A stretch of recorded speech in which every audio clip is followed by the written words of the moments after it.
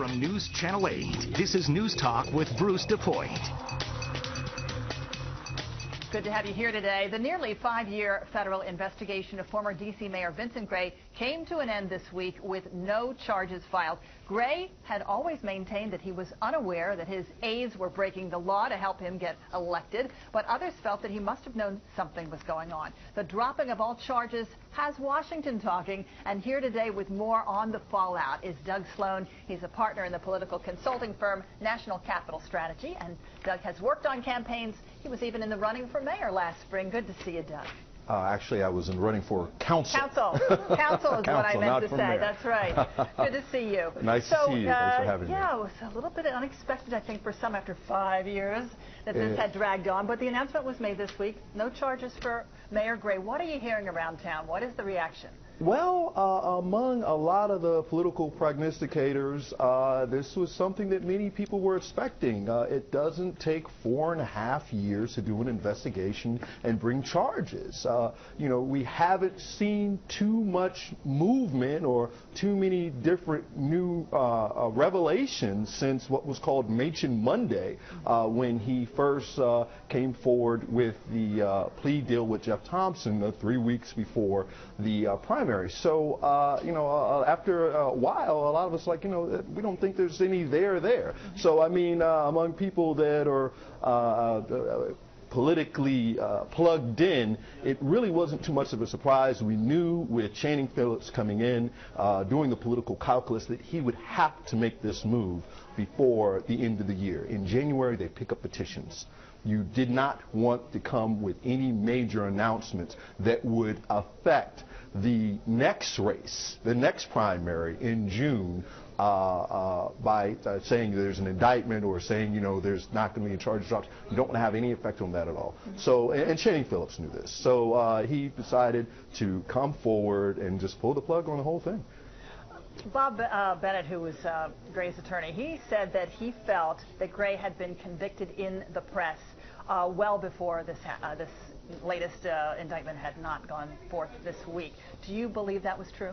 Well, Bob makes a very good case. By all accounts, Gray was leading in every poll leading up to that announcement by Ron Machen, and it was after that announcement that his poll numbers started to slide and he lost the election. So one could definitely make a strong argument that it was the investigation by Ron Machen and that announcement of the plea deal 3 weeks before the election, which I think everyone can agree at this point was bad timing because it did affect the outcome of the primary. So you think that's what cost him the election? There's no doubt in my mind. The polls, he was leading in all the polls up until that announcement. So, you know, then that announcement, he starts to slide in the polls. Not saying that, you know, Muriel Bowser wasn't a good campaigner, not saying that, you know, she doesn't make a good case for mayor, but Vincent Gray was leading in the polls until that announcement. So Vincent Gray had 1 term in office. Do you think this whole scandal really defined his term? Well, I don't think so. I think he was able to get a lot of good things done as mayor. And I'm old school. I used to work for Mayor Tony Williams. So to me, when Tony Williams took over and planted the seeds for all of this new development that we see around town right now, no one beats Tony Williams in terms of being a mayor. And since then, we've seen a lot of mayors come in and just, you know, kind of steady as she goes. You know, don't rock the boat. Continue on this path of new development, of ensuring all the city services are being delivered and growth in the city. And Mayor Gray was able to do that. And he did try to push forward with the streetcar. He wasn't able to quite get that done, just like Bowser was pushing forward with the streetcar. He was pushing forward with city services. He dedicated an additional $100 million to eradicating homeless and to ensuring that we have more police on the streets and that our streets are safe. So he was doing a solid job as mayor. But, you know, once again, he was just ensuring that he was building upon the efforts of those that came before him, which is ultimately a good thing in the city. D.C. Councilmember Mary Cheh actually had initially called on Gray to resign, but then she had a change of heart, and she felt that actually she has great sympathy for the former mayor, and she feels that a return to politics for him might actually be good for the city. What do you think? I think that Vincent Gray has his eye on making a return in 2016. I am of the belief that he will run for one of two seats, either for Ward 7 or for at-large seat, which is now occupied by Vincent Orange. And the political calculus that I've done would dictate that he would probably be better off running for Ward 7. It's a smaller demographic area. It is his home base. He did win that ward even after that plea deal came down. He won that ward in 2014 for the mayor's race. He has a strong base of support there. It's less money to raise for a Ward 7 seat as opposed to running for mayor. And Vincent Orange has proved himself to be a very scrappy campaigner and a pretty competent council member in that he has a firm grasp of the issues. So it would probably be an easier pathway to victory for him if he runs in Ward 7.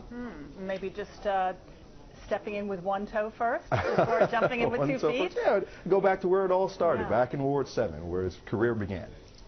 Tell us a little more about the kind of mayor that Vincent Gray was. The city thrived under him? Yeah, we saw growth in the city. He was always the first one to say, if you look around town, you see 55 new cranes with all of these new condos and office buildings going up. The murder rate, homicide rate, dropped to its lowest point ever. I think in 2012. We had only 88 homicides. It hadn't been that low in 50 years. And in 2013, I think the number was 89, but then it went up to like 102 because of the Navy Yard shooting. So we saw growth in the city. We saw an influx of new people coming in. That's always good for any modern metropolis. When you have people coming in, we were thriving. We were seeing new jobs, and the city was safer. We had services delivered. We had new restaurants opening up. If you go on 14th Street, you hardly recognize it now with all the new condos and restaurants on U Street. And so the city was really enjoying a renaissance under his leadership. And, so I think that definitely bodes well for him in a future council run. Some of that growth, though, is that directly attributable to Vincent Gray, or was that part of the work put in place by his predecessor, Adrian Fenty? Well, actually, by Fenty's predecessor, like I said before, Mayor Williams. Yeah, and like I was saying, he was able to keep everything going in a forward and positive direction. Mayor Williams did a lot of hard work, kind of starting from the bottom, to plant the seeds of growth in this city for development, for reduction in crime. He changed things around in terms of how the police department, the fire department, and city agencies like DCRA and DPW interacted. I was a part of that. He had a triangle system where he had city services, city planning, and outreach all working together with the same playbook, going in the same direction. Mayor Williams did a lot of great things for the city. So we've seen mayors after Mayor Williams continue to build upon the good work that he's done. But you can't take anything away from Mayor Gray. Like I said, he set aside money for homelessness. He set aside money for jobs. He did make a strong effort to improve the lives of those east of the river with development over there. And we also saw, like, again, he tried to ensure that the streetcar was up and running. I can't fault him with that.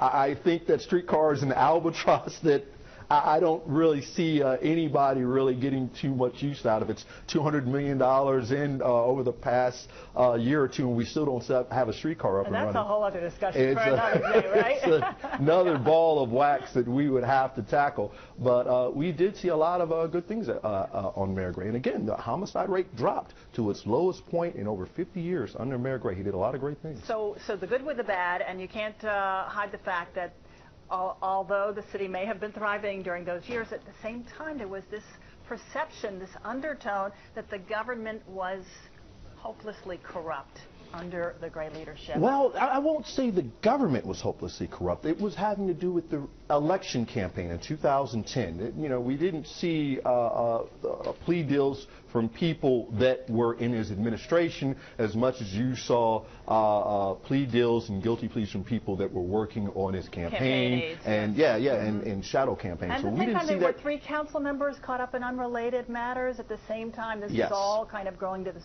the unease in the city. That's true, but you also have to understand that those council members were doing that on their own. You know, the legislative branch is completely separate from the executive branch.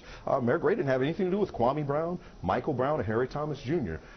They got involved in those nefarious activities, if you will, on their own, especially Michael Brown. But how did all these criminal investigations really take a toll on the city? Well, we did see, you know, it seemed like, you know, when you had the investigation of Mayor Gray, and then you have Kwame Brown going down, and then Harry Thomas Jr., forgive me if I'm getting the order wrong because it happened in such rapid succession, people did seem to think, wow, you know, we really do have a problem with corruption and elected officials in the city. And to our current mayor's credit, she did introduce ethics legislation, which is her hallmark seminal work, if you will, regarding trying to attack some of the issues that were causing concern for so many district residents throughout the city because of our elected officials getting caught up in these ethical investigations and these crime probes. A lot of that has to do with Ron Machin. He was tenacious. You know, a lot of people will fault him for his ill timing on the announcement of the Thompson plea deal, and kind of indicating, I think his direct quote was, "There is a there there." Well, if there's a there there, where is it? Regarding Vincent Gray, a lot of people will fault him with that, but he did go after and get convictions on 3 council members, so that is significant. So he really did a good job in terms of cleaning up city government. But again, that didn't have anything to do with Mayor Gray. No. But bottom line here, when it comes to Mayor Gray, don't count him out yet. Definitely don't count him out yet. We're going to see him sail through this and then reemerge. I am willing to guarantee you right now, you will see Mayor Gray on the ballot in 2016. It's just a matter of for which council seat, either Ward 7 or at large. But we will see Mayor Gray again. You heard it here first. Doug Sloan, D.C. campaign consultant. Thank you. He's got his finger on the pulse of what's going on in D.C. Thanks for stopping by today. Okay, Always a pleasure to talk to much. you. And we'll take a quick break here, and we're back with more right after.